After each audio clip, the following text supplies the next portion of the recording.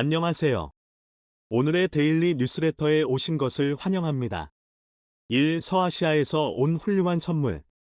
2. 한국의 중요한 결정. 3. 삼성의 놀라운 계획. 한번 진실을 알아봅시다. 미국은 현재 사우디아라비아와의 관계를 다시 조정하려고 노력하고 있습니다. 이전에 있었던 몇 가지 논란과 갈등을 극복하고 협력 관계를 강화하려는 시도가 진행되고 있어요. 양국은 경제, 안보 및 지역 안정과 관련된 다양한 이슈에서 협력할 수 있는 기회를 모색하고 있어요. 이 과정에서 서로의 이익을 고려하며 상호 협력을 발전시키려는 노력이 이어지고 있답니다. 세계 최강대국 미국의 자존심이 구겨진 일이 있었습니다. 조 바이든 대통령이 사우디 왕세자의 비웃음을 사며 아무런 외교 성과도 거두지 못하고 돌아간 일이 바로 그것인데요. 반면 사우디는 한국에 대해 정반대의 모습을 보였습니다. 사우디 외교장관이 한국을 방문하면서 협조를 요청하는 등 저자세로 한국을 더 우선시하는 모습을 보였죠. 심지어는 사우디가 보유한 유전 중 하나를 한국에게 주겠다는 폭탄 선언까지 하며 한국 마음 사로잡기에 나섰다고 하는데요. 대체 사우디가 이렇게까지 한국에게 매달리는 이유가 무엇인지 지금부터 자세하게 설명해 드리겠습니다. 어서 오십시오. 반갑게 맞이한 이는 고개를 숙이며 예를 갖추었는데요. 환하게 웃음 짓는 그는 상대방의 말에 웃음을 지으며 좋은 분위기를 이어갔습니다. 서울 용산 대통령실에서 이뤄진 사우디와의 만남은 순조롭게 진행되었습니다. 특히 사우디 쪽에서 한국과의 적극 협력을 간절하게 바라고 있기에 논의는 쉽게 풀렸습니다. 한국 대통령과의 만남 자리에 나온 파이살 빈 파르한 알 사우드 사우디아라비아 외교장관은 한국의 도움이 절실하다고 말하며 사우디 비전 2030을 실천하기 위해선 한국의 기술이 무조건 필요하다며 한국 비위를 맞췄습니다. 얼마 전 조 바이든의 사우디 방문 때와는 확연히 차이가 나는 반응이었죠. 20일에 일어난 한국 사우디 접견 이전 미국은 원유 증산을 위해 다급하게 사우디 왕세자를 만났습니다.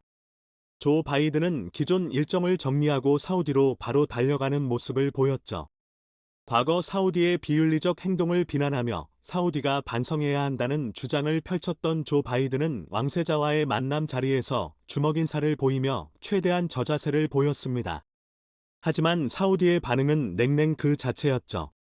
조 바이든이 세계 인플레이션 상황과 원유 문제를 거론하며 사우디의 즉각적인 증산이 필요하다고 말하자 왕세자는 단칼에 거절하며 석유 수출기구가 시장 논리에 따라 증산을 결정할 것이라며 회피했죠. 미국의 요청에 고민도 하지 않고 거절 의사를 표현한 것입니다. 과거였다면 어림도 없는 이야기였지만 상황이 많이 달랐기에 사우디는 이렇게 대처가 가능했습니다.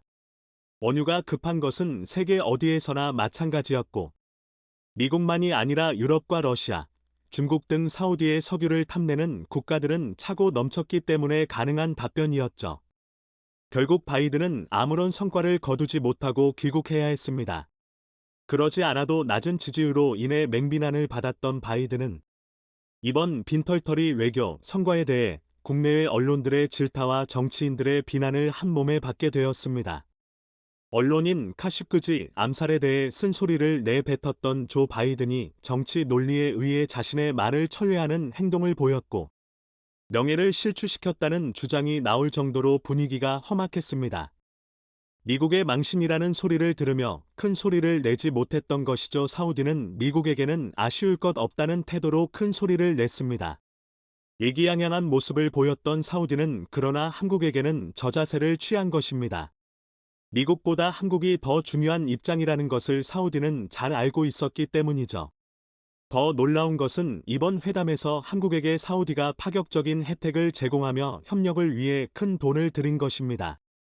바로 페르시아만에 붙어있는 유전을 한국에게 주기로 한 것이죠. 마니파, 메니파, 유전과 그 일대를 선뜻 내준 것이죠. 사우디의 파격적인 결정은 육아로 인해 힘든 한국에게 엄청난 지원이라고 할 수 있는 상황. 게다가 산유국 지위를 되찾기 위해 해외 여러 곳에 유전 개발을 서두르던 한국에게 있어 가뭄의 단비와도 같은 유전이었죠. 미국에게는 증산 거부를 말하며 냉정하게 대했지만 한국에게만 사우디가 혜택을 주면서 협력을 요구한 것에는 여러 요인이 있는데요. 무엇보다 사우디와 한국이 오랜 기간 협력해온 인연 때문입니다. 과거 중동에서 건설 붐이 일어났을 때 한국 건설 노동자들은 뜨거운 열사의 사막 국가로 발걸음을 옮겼습니다. 아이를 먹여 살리고 경제를 부흥시킨다는 일념하에 건설 노동자들은 어려운 환경에도 성실하게 일을 했는데요. 처음 중동에서 한국 노동자들을 받아들일 때 거부감이 있었다고 합니다. 서구의 훌륭한 건설사들과 협력해서 이들 노동자들의 도움을 받아야 하는데 왜 한국인들을 받아야 하는지에 대해 논쟁이 있었다고 하는데요. 그러나 이러한 우려는 순식간에 사라졌습니다. 불가능할 정도로 어려운 공사도 한국인이 맡았다고 하면 손쉽게 해치우거나 심지어 기일보다 더 빠르게 완성하는 모습을 보여줬기 때문인데요. 한국인들만 있으면 뭐든지 가능하다고 하는 소문이 날 정도였습니다. 사우디 사회에서 한국인들은 믿을 만한 사람들이라는 인식이 퍼진 것은 이 시기부터죠. 납기일을 빨리 맞추는 것은 물론이고 품질도 뛰어났습니다. 몇십 년이 지나도 구멍이 나지 않고 튼튼한 물건의 사우디인들은 한국인이 보여준 경이로운 능력에 감탄하지 않을 수 없었죠. 과거 사우디 국왕인 압둘라 빈 압두라지즈가 대규모 공사를 해외 업체에 맡겼음에도 불구하고 공사가 지연되거나 완성품 질이 떨어진 이유를 거론하며 관계자들을 질책한 일이 있었는데요. 이때 한아랍 신문은 1970년대 한국 근로자가 그립다는 기사를 실을 정도였습니다. 사우디아라비아 최대 영자지 아랍뉴스는 한국 근로자들을 조명하며 이들이 보여준 능력을 사우디인들이 따라 배워야 한다고 말할 정도로 한국 근로자들을 높게 평가했습니다. 실제로 사우디에서는 관광청 주도로 1970년대 한국 건설자들을 위해 이들을 위한 특별 초청 프로그램을 고안할 예정이라고 밝혔는데요. 아나산 알다바그 사우디아라비아 관광청 최고 책임자는 사우디는 그들의 노고를 잊지 않고 있다는 말을 덧붙였습니다. 그들의 노력이 있었기에 지금의 사우디가 존재할 수 있었다고 말한 그는 한국과 사우디의 오랜 인연을 강조하면서 한국인들이 사우디로 오기를 간절히 바란다고 하면서 협력을 요청했죠. 그뿐만 아니라 사우디는 한국 무기의 큰 손으로 국방에 있어서 다량의 한국 무기를 구입한 인연이 있습니다. 올해 3월에도 사우디 국방부는 30억 리알 한화로 9,846억 원에 달하는 방산 계약을 맺으며 무기 수입을 단행했죠. 구체적인 계약 내용은 비밀에 붙여졌지만 많은 전문가들은 사우디 국방부가 굉장한 관심을 표현했던 복합대공화기 비호 구매를 요청한 것으로 알려졌죠. 군용탄을 제조하는 풍산도 사우디 국방부와 4억 6천만 리알 한화로 1,500억 원 규모의 탄약 공급 계약을 체결하면서 엄청난 금액의 방산 수출 계약을 성공리에 마무리할 수 있었죠. 가성비 면에서 탁월한 한국 무기를 구입하면서 미국에게 끌려가지 않는 방산 주권을 지키려는 노력인 것이죠. 사우디는 한국과의 오랜 인연으로 혜택을 보았기에 주저없이 한국에게 손을 내민 것이라 할 수 있죠. 하지만 한국에게 유전을 내민 것은 더 중요한 프로젝트가 있기 때문입니다. 사실 한국 외에는 이 사업을 제대로 추진할 만한 곳이 없는데요. 바로 사우디에서 추진 중인 사우디 비전 2030분입니다. 석유 의존도가 굉장히 높은 사우디는 미래에는 석유 의존 국가는 살아남기 힘들다는 판단을 하게 됩니다. 사우디가 미래에도 강대국으로 남기 위해서는 변화가 필요하다고 본 것이죠. 무함마드 빈 살만 사우디 왕세자는 그래서 사우디 비전 2030분을 추진했는데요. 신재생에너지에 과감한 투자를 하고 석유 의존 사업을 줄이겠다는 계획입니다. 그리고 관광과 IT 쪽과 관련해 투자를 늘리겠다는 계획이죠. 이를 위해 신재생 IT 관광에 노하우가 있는 국가와 협력이 반드시 필요한 상황.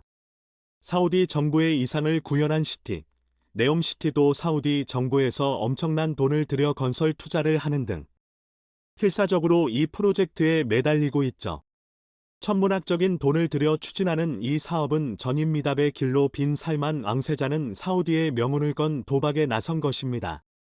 하나라도 잘못 사업을 운영하면 과거 석유가 나지 않던 사막국가 시절로 돌아갈 수 있는 위험한 길.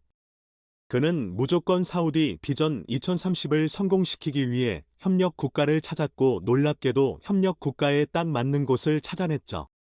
바로 대한민국입니다. 한국은 전 세계적으로 수소 사업에 있어 선진국이라고 할 수 있는데요. 신재생에너지 사업에 역점을 두고 있는 사우디 입장에서는 한국의 수소 기술이 꼭 필요한 상황. 특히 네옴시티에도 수소 기술이 들어갈 예정이라 한국 협력은 필수입니다. 과거 빈 살만 왕세자가 한국에 방문했을 무렵 문 대통령과의 자리에서 한국의 수소 기술 협력이 꼭 필요하다고 말한 만큼 한국은 왕세자의 2030 프로젝트에서 빠질 수 없는 국가입니다. 그 외에도 관광 분야에서도 앞서가는 한국의 노하우도 사우디가 탐내는 것 중 하나인데요. 특히 K-팝을 비롯해 한류, 열풍을 사우디도 잘 알고 있어서 향후 관광 사업에서 꼭 필요한 도움을 한국이 줄 수 있다는 점 역시 왕세자가 한국에 손을 벌리는 이유입니다. IT 산업 역시 한국이 선도적인 위치에 있죠. 실제로 사우디아라비아 국부펀드는 한국 게임 업체에 투자를 단행. 미래 게임 산업에서 한국의 기술력이 도움이 된다고 판단해 막대한 오일 머니를 한국 게임사에 투자한 일도 있었죠. 한국을 형제국으로 생각하는 사우디의 애정 공세. 덕분에 한국은 고유가 시대에 대비할 수 있는 유전을 손에 넣게 되어 에너지 문제에 있어 한시름 걱정을 덜 수 있게 되었는데요. 마니파 유전 주변에도 아직 개발이 되지 않은 유전이 묻혀 있다는 세외 보고서가 있던 만큼 한국은 더 많은 석유를 싸게 생산할 수 있게 된 셈이죠. 미국보다도 더 중요한 위치에 있는 대한민국.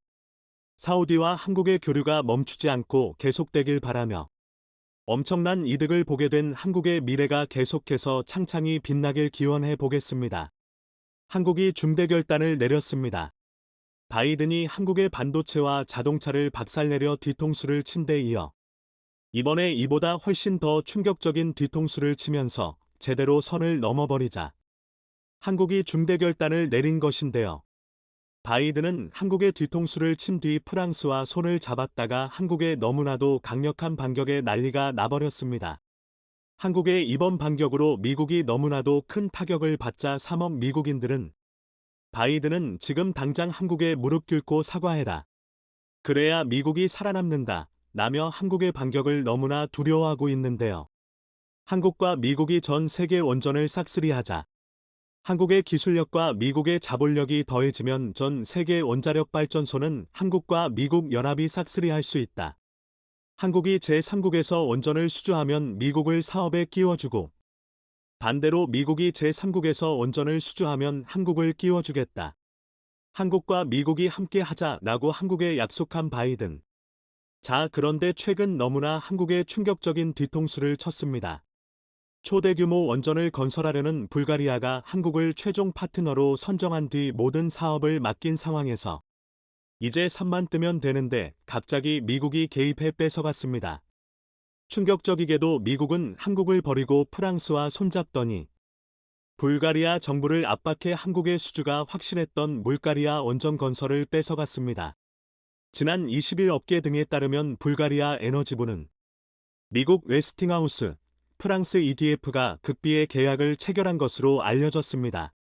업계 관계자는 지난달 초 미국이 물가리아 코질로드이 원전의 프로젝트사와 AP1000 도입을 위한 업무 협약을 맺고 곧바로 프랑스가 불가리아 정부 측과 벨렌의 신규 원전 건설을 추진한 일련의 과정을 보면 두 기업이 마치 하나의 팀처럼 움직이는 점을 엿볼 수 있다 전했습니다. 한국의 수주가 확실했던 불가리아 원전을 미국과 프랑스가 손을 잡고 빠른 속도로 뺏어간 것이죠. 뿐만 아니라 미국은 한미 원자력 국제 공동연구를 갑자기 중단시켰고 심지어 미국은 한국이 한국에 짓는 원전을 제외하고는 다른 어떤 나라에서도 한국이 원전을 짓지 못하도록 하는 방안도 추진 중인 것으로 전해져 충격을 더하고 있습니다. 한국이 미국의 원전 건설 기술을 그대로 베꼈으면서 미국의 기술 사용료를 내지 않는다는 것이 이유입니다. 어이가 없죠. 이렇게 한국에 제대로 뒤통수를 친 뒤 미국은 프랑스와 손을 잡더니 불가리아뿐만 아니라 한국이 수주했던 모든 수주들을 뺏어가려 하고 있습니다. 한국의 원전 기술보다 미국과 프랑스 연합의 원전 기술이 훨씬 더 훌륭하다고 대대적으로 홍보하면서 말이죠. 자, 그런데 대반전이 일어났습니다. 미국이 한국을 버리고 프랑스와 원전 협력을 선언한 지 얼마 되지 않아 충격적인 뉴스가 전해졌습니다. 네, 바로 프랑스에서 16개 원자로 절반 이상이 한 번에 가동 중단되는 등 심각한 기술 겸함이 드러난 것입니다. 이 때문에 프랑스는 비상사태를 선포했고 에너지가 부족해 전력 비용이 폭등해버렸습니다. 최근 끝이 보일 줄 알았던 러시아 전쟁 상황이 더 심각한 최악의 상황으로 치닫으면서 프랑스를 비롯한 유럽은 러시아로부터의 천연자원 공급이 완전히 끊겨버렸고, 이 때문에 그렇지 않아도 치솟았던 전기 가격이 프랑스 원전 가동 중단으로 끝을 모르고 너무나도 많이 오르고 있습니다. 프랑스 일반 서민들은 더운 여름 날씨에도 에어컨은커녕 선풍기조차 들지 못하고 있는 상황입니다. 블룸버그 통신은 유럽에너지거래소 EX의 집계를 인용해 프랑스의 전력 도매 가격이 메가와트아워 MWH 당 1130유로 치솟았다고 보도했습니다. 연초 150유로 수준에서 8배나 폭등한 것으로 프랑스 도매 전기요금이 1000유로를 넘어서기는 처음입니다. 프랑스 원전의 심각한 결합이 드러나자 불가리아를 포함해 원전을 미국 프랑스 연합에 맡기려던 국가들은 일제히 계약을 취소해버릴 것이라는 놀라운 소식이 전해졌습니다. 우리는 이것을 두고 카르마라고 합니다. 좋은 일을 행하면 좋은 일이 찾아오고 나쁜 일을 행하면 자기 자신에게 나쁜 일이 찾아온다는 뜻인데요. 미국은 동맹국인 한국의 뒤통수를 치고 프랑스와 손잡았다가 그나마 확정됐던 원전 수주도 모두 날리게 된 셈입니다. 최근 미국은 한국이 확정했던 폴란드 정부가 추진하는 40조 원대 원전 수주를 뺏어가 미국의 웨스팅하우스에 넘겨준 데 이어 한수원의 체코 두코바니 원전 입찰 관련 정보 신고를 미국 에너지부 DOE가 반려 조치하면서 한국 정부가 장기간 공을 들여온 체코 수출마저 무산시켜버렸습니다. 결국 한국이 칼을 빼들었습니다. 이국이 적대국으로 지정하며 노발대발하는 두 국가 이집트와 UAE. 미국은 이집트와 UAE가 미국 편에 서지 않고 중국과 가까이 한다며 한국도 이 두 국가와 절대 그 어떠한 교류도 하지 말라고 압박하고 있는데요. 한국은 미국을 무시하고 이집트와 UAE 두 국가의 대규모 원전을 건설하기로 하는 파격적인 결단을 내렸습니다. 한국수력원자력이 3조 원 규모의 이집트 엘다바 원전의 기자재 공급과 건물, 구조물 건설 사업을 수주했습니다. 산업부는 2009년 아랍에미리트, UAE, 바라카 원전 이후 13년 만에 대규모 원전 분야 수출이라고 전했는데요. 이집트뿐 아니라 아랍에미리트에서도 또 대규모 원전 수주 소식이 전해진 가운데 이제는 대놓고 한국이 미국 대신 UAE와 손을 잡고 전 세계 원전 시장을 싹쓸이하기로 하는 파격 발표를 했습니다. 세계 최고의 기술력을 보유한 한국과 무한대에 가까운 자금력을 가진 UAE가 힘을 합쳐 전 세계 원전 시장을 싹쓸이하자는 것인데요.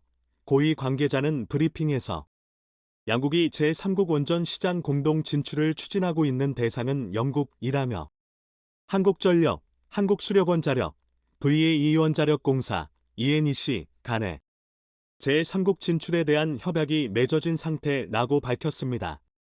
한국과 UAE가 제3국 원전 공동 진출 협력의 첫 대상으로 영국을 꼽은 건 양국 원전 파트너십의 장점을 최적화할 수 있는 곳이라고 판단했기 때문입니다. UAE는 오래전부터 영국과 매우 특별한 관계를 맺어왔습니다. 아랍에미리트는 19세기에 영국의 보호령이 되었다가 20세기에 독립했는데요. 보호령에 포함되어 영국의 지배를 받은 당시에도 일본이 한국을 식민 지배한 것과는 완전히 달랐습니다. 이후에도 UAE와 영국은 전 세계 어느 국가보다 더 가까이 지내며 강력한 협력 관계를 유지해왔는데요. 이 덕분에 UAE의 거의 모든 실세들은 영국으로 유학을 떠나고 대학원까지 마친 뒤 다시 아랍에미리트로 돌아오는 것이 당연한 것처럼 됐습니다. 이렇게 영국과 최고의 관계를 유지하고 있는 아랍에미리트와 최고의 기술력을 갖춘 한국이 손을 잡으면 전 세계 그 누구도 도전조차 할 수 없습니다. 보시면 미국과 프랑스, 한국이 똑같은 수준의 원전을 지으면 프랑스는 한국의 2배, 미국은 한국의 3배 높은 비용이 듭니다. 게다가 사후관리나 품질을 장기간 검증 결과 한국이 프랑스나 미국 원전보다 훨씬 안전하고 내구성도 뛰어납니다. 프랑스 원전은 해마다 대규모 가동 중단으로 난리가 나고 있는 것을 보면 한국 원전은 너무나 조용해 뉴스에서 볼 일이 거의 없습니다. 네덜란드도 바이든의 파격적인 제안을 걷어차고 한국과 손을 잡는 중대 결단을 내리며 바이든에 큰 충격을 주었습니다. 네덜란드 정부는 안정적인 전력 공급 및 국가 에너지 안보 확보, 탄소 중립 실현을 위해 지난해 말 원전 건설 로드맵을 발표하고 1000메가와트 이상의 원전 2기 건설을 계획하고 있는데요. 한 전문가는 미국이 한국과 연합을 결성했다는 소식을 듣고는 한국-미국 연합에 네덜란드가 모든 것을 맡기려 했다가 미국이 최근 한국과 갈라서더니 프랑스와 손을 잡자 네덜란드는 미국이 아닌 한국을 선택하는 파격적인 결단을 내릴 가능성이 높아지고 있다 전했습니다. 네덜란드도 한국을 사랑하는 국가로 매우 유명합니다. 3나노 이하에서는 없어서는 안 될 반도체 장비 EUV. 전 세계 EUV 시장을 완전히 독점하고 있는 네덜란드의 ASML은 반도체 업계의 슈퍼갑이라 물리고 있는데요. 바이든은 네덜란드의 ASML이 미국의 대규모 공장을 짓고 인텔의 EUV 장비를 대규모 공급해주기를 부탁했습니다. ASML이 1년에 생산할 수 있는 EUV 장비는 고작 40대 정도인데 대만의 TSMC와 한국의 삼성전자가 싹쓸이하고 있기 때문에 인텔은 사고 싶어도 못 사는 상황입니다. 자, 그런데 네덜란드의 ASML은 바이든의 제안을 걷어차버린 뒤 한국에 2,400억 원을 들여 EUV 공장을 건설하겠다는 파격적인 선언을 하며 바이든에 대충격을 주었습니다. IRA 세부 지침이 발표되면서 한국 배터리 업계에서는 우리나라 정부 기업들의 입장이 대거 반영됐다며 환영의 의사를 표했습니다. LG에너지 솔루션 1 삼성 SDI, SK문 등 한국 배터리 제조사들은 당초 우려했던 바와 달리 공정을 바꾸거나 북미 진출을 서둘러야 하는 문제는 없을 것으로 전망됐는데요. 배터리 제조사를 대표하는 한 업체의 관계자는 공급망 다변화를 위해 지분 투자를 적극적으로 하고 있으며 장기 공급 계약을 통해 공급량을 안정적으로 유지할 수 있는 전략을 실행하고 있다라고 밝혔습니다. 그러면서 국내 배터리 제조사들은 모두 북미에 진출해 있는 것으로 알고 있다면서 배터리 제조사들이 IRA 세부 지침을 발표하기 전부터 준비를 해왔기 때문에 타격이 없을 것으로 생각한다라고 덧붙였습니다. IRA 세부 지침에 따르면 배터리 부품의 경우 북미에서 제조하거나 조림한 부품을 50% 이상 사용할 때에만 세액공제를 받을 수 있는데요. 해당 비율은 매년 10%씩 증가하여 2029년에는 100%를 달성해야 세액공제 대상이 됩니다. LG엔솔, 삼성 SDI, SK온 등 국내 배터리 제조사들은 설립할 예정이기 때문에 해당 지침이 문제가 되지 않는다는 입장입니다.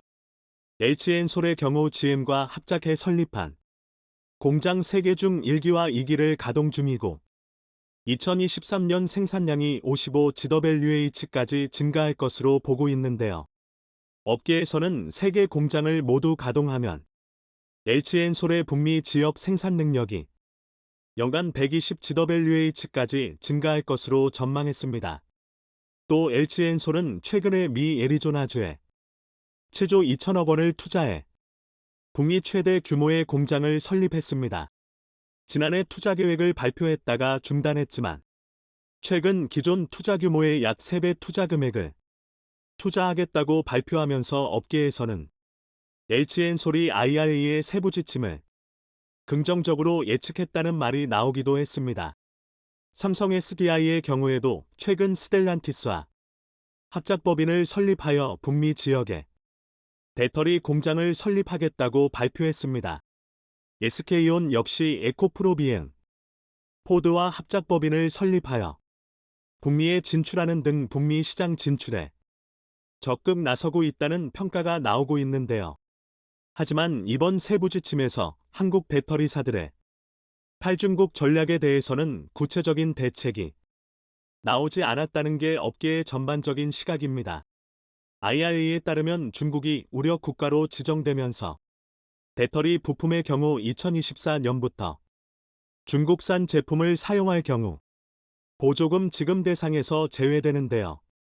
LG엔솔의 2022년 4분기 실적 설명회 자료에 따르면 2023년 예상 배터리 생산량은 폴란드와 북미를 합친 것보다 중국에서의 생산량이 더 많은 상황인데요. 삼성 SME 역시 20개의 종속기업 중 중국에 위치한 3개의 법인에서 배터리를 생산하는 등 중국 의존도가 높은 편이라는 분석이 나왔습니다. 하지만 업계는 향후 중국 의존도가 높은 기업들은 리스크가 크겠지만 이번 세부 지침 발표로 일단 국내 배터리 제조사들이 한숨 돌릴 수 있게 됐다고 평가했습니다. 또 다른 배터리 업체의 한 관계자는 IRA 세부 지침 발표로 광물 및 부품 규정이 명확해져서 업계 내 불확실성이 다소 해소되었다고 보고 있다면서 이후에는 미국 움직임을 예의주시하며 원자재 공급망 다각화 노력을 할 것이다 라고 밝혔습니다. 미국 IRA 인플레이션 감축법의 세부사항 발표를 앞두고 국내 배터리 제조 관련 업체들은 신중한 모습을 보이고 있는데요. IRA는 지난해 8월 미국에서 시행된 법으로 친환경 에너지를 생산하거나 활용하는 기업들에게 보조금을 지급하는 것을 골자로 하고 있습니다. 이 법에 의하면 미국에서 친환경 전기차를 구입하면 한 대당 최대 $7,500의 지원금을 지급합니다. 하지만 지원금 지급 기준이 전기차, 배터리 소재 생산 국가에 따라 구분되면서 국내 완성차 업체들과 배터리 관련 업체들이 반발했습니다. 지난해 미국 정부는 법안을 완화했고 IRA 세부 사항에 따라 국내 배터리 소재 업체들의 북미 시장 점유율이 결정될 것으로 예측되면서 업계는 신중한 모습을 보이고 있습니다. AMPC는 첨단 제조 생산세액 공제로 기존 IRA에 따르면 배터리 셀의 경우 1kWh당 $35를, 배터리 모듈의 경우 1kWh당 $10의 금액을 세액공제 형태의 보조금으로 전극 활물질의 경우 업체가 발생시킨 비용의 10%에 해당하는 금액을 보조금으로 지급받게 되는데요. 업계는 기존 법안대로 보조금을 지급할 경우 국내 배터리 제조업체들의 실적에 긍정적인 영향을 미칠 것이라고 분석했습니다. 최근 LG에너지솔루션이 기존 투자 금액의 3배 이상을 들여 미 애리조나에 배터리 공장을 설립하는 것도 AMPC에 대한 기대감에서 나온 결정이 아니냐고 예측했습니다. 기존 법안에 따르면 LG엔솔이 7조 2천억 원을 들여 공장을 설립할 경우 1년에 약 2조 원의 보조금을 받을 수 있는데요. 배터리를 구성하는 소재인 양극재, 음극재 등이 핵심 광물 지위를 유지할지에도 관심이 쏠렸습니다. 기존 법안대로 핵심 광물로 분류된다면 미국과 FTA를 체결한 우리나라에서 생산을 해도 세액공제 혜택을 받을 수 있습니다. 하지만 양극재, 음극재가 배터리 부품으로 분류된다면 북미 지역에서 생산할 경우에만 세액공제를 받게 됩니다. 이러한 상황에서 국내 배터리 관련 업체들은 신중한 입장을 보였습니다. 관계자는 세부 사항이 나와야 구체적인 방향을 결정할 수 있을 것 같다면서 내부적으로 준비는 하고 있다라고 밝혔습니다.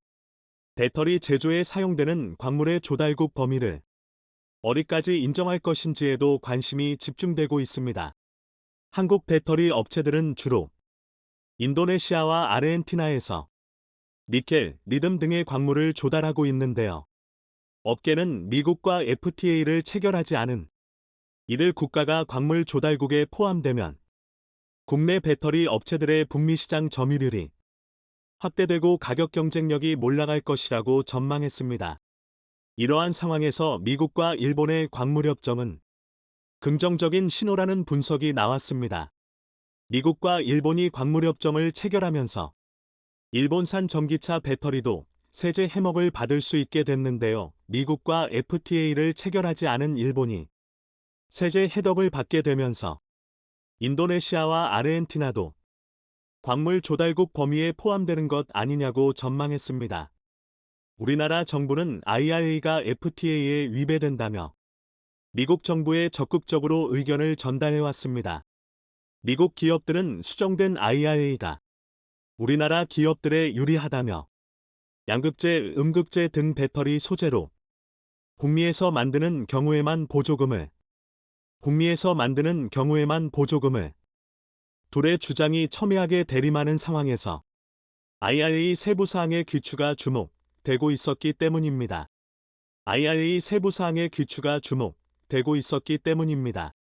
전기차 보조금 관련 세부 지침을 발표했습니다.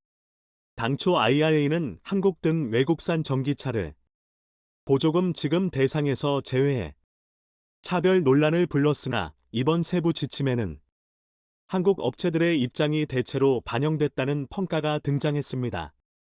미 재무부는 전기차에 들어가는 배터리의 50% 이상이 북미산 부품이거나 미국과 자유무역협정을 맺은 나라에서 가공한 광물을 40% 이상 사용할 경우 전기차 한 대에 각각 $3,750씩 최대 $7,500 1,000만 원의 보조금을 받을 수 있다고 밝혔습니다.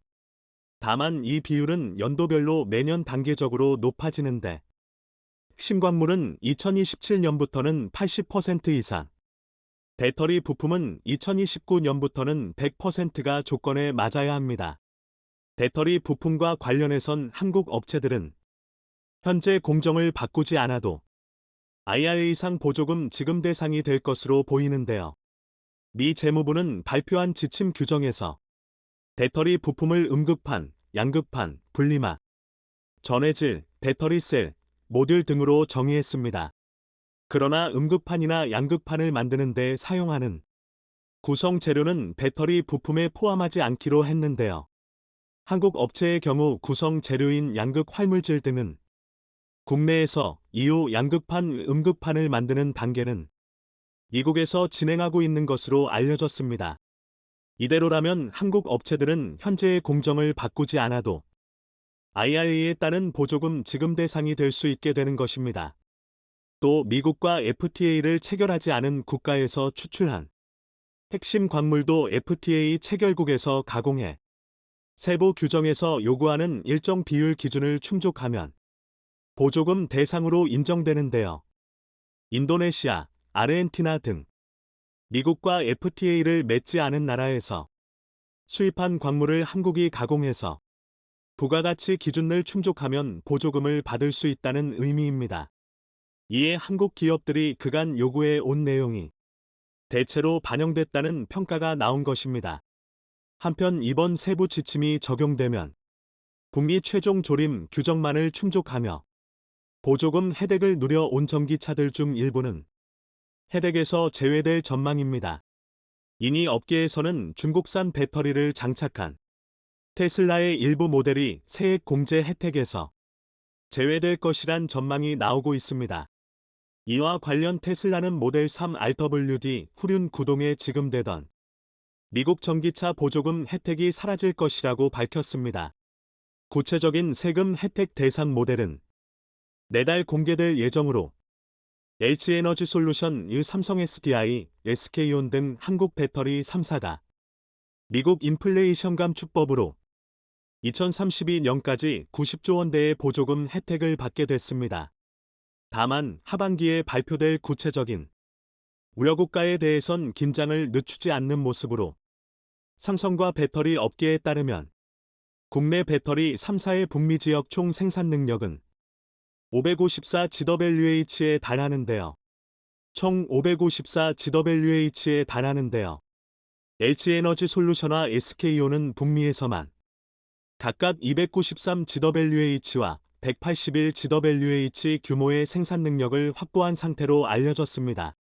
삼성 SDI는 스텔란티스와의 합작법인으로 33GWh를 확보했는데 여기에 제너럴 모터스 합작 공장이 성사될 경우 최대 50GWh의 생산 능력이 더해져 총 80GWh를 갖출 것으로 업계는 보고 있습니다. 한국 배터리 기업들은 앞다퉈 북미 시장에 진출한 덕분에 IRA의 첨단 제조 생산세액 공제 혜택을 받게 됐습니다. AMPC는 미국에서 배터리셀을 생산할 때 1kWh당 $35, 배터리 모듈은 추가 $10의 보조금을 지급하는 제도입니다. 이에 따라 삼성은 3사의 AMPC의 보조금 규모가 90조 원대에 달할 것으로 추산했습니다. 향후 다른 완성차 업체들과의 험업이나 공장 증설이 진행될 경우 보조금 수준은 더 늘어날 것으로 전망되는 것입니다. 다만 중국 광물 의존도를 줄이는 숙제가 변수가 될 것으로 전망되었습니다. 미국 정부가 중국과 관련된 해외 우려 기업으로부터의 배터리 부품과 핵심 광물 수금을 금지하거나 엄격한 기준을 적용하는 조항들을 당장 내년부터 적용할 예정이기 때문입니다. 배터리 업계 관계자는 해외 무력기업 규정에 대한 가이드라인은 올해 하반기에 발표하는 것으로 알고 있다며 하반기 가이드라인을 봐야겠지만 현재 수산화리듬, 탄산망간, 황산코발트, 인조흑연 등에 대한 중국의 의존도가 높아서 공급망 다변화에 더 속도를 내야 한다고 밝혔습니다. 이 와중에 삼성 SDI가 지난해 유럽과 미국의 연구개발 연구소를 잇따라 설립한 데 이어 모레 중국에도 R&D 연구소를 설립하며 글로벌 R&D 역량 강화에 나선다고 밝혔습니다. 삼성 SDI는 중국 상해의 SDI R&D 차이나를 설립했다고 밝혔습니다. 앞서 지난해에는 독일 뮌헨에 SDI R&D 유럽을, 다음은 미국 보스턴에 SDI R&D 아메리카를 각각 설립한 바 있었습니다. 삼성 SDI는 유럽, 미국, 중국 등 해외 주요 거점에 연구소를 설립함으로써 글로벌 R&D 네트워크 구축을 완료했다고 강조했습니다. 지역별로 특화된 배터리 공법 설비, 차세대 전지, 소재 기술 등 각 국가별 강점 기술들을 조기에 확보해 초격차 기술 경쟁력을 강화할 수 있게 됐다는 설명이었습니다. 미국 또한 이러한 삼성의 독자적인 플랫폼의 보조금 기준을 완화해줄 수밖에 없었을 것이라는 해석이 등장했는데요.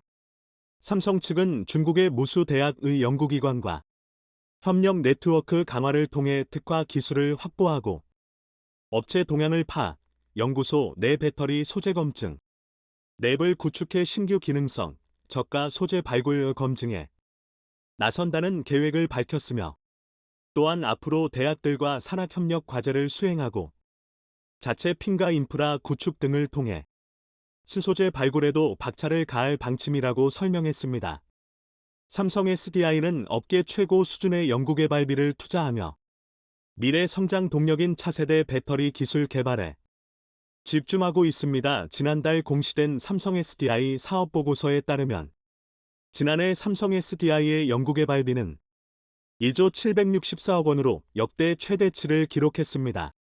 또한 삼성 SDI는 서물대, 포스대, 카이스트 등 국내 해외 유수의 대학들과 배터리 인재 양성 협약을 체결하고 국내 박사금 인력을 대상으로 테크 앤드 커리어 포럼을 개최하는 등 2030년 글로벌 톱티어 회사 목표를 달성하기 위한 미래 우수 인재 확보와 양성에 총력을 기울이고 있어 미국도 이를 무시하지 못할 것이란 분석이었습니다. 시청해 주셔서 감사합니다.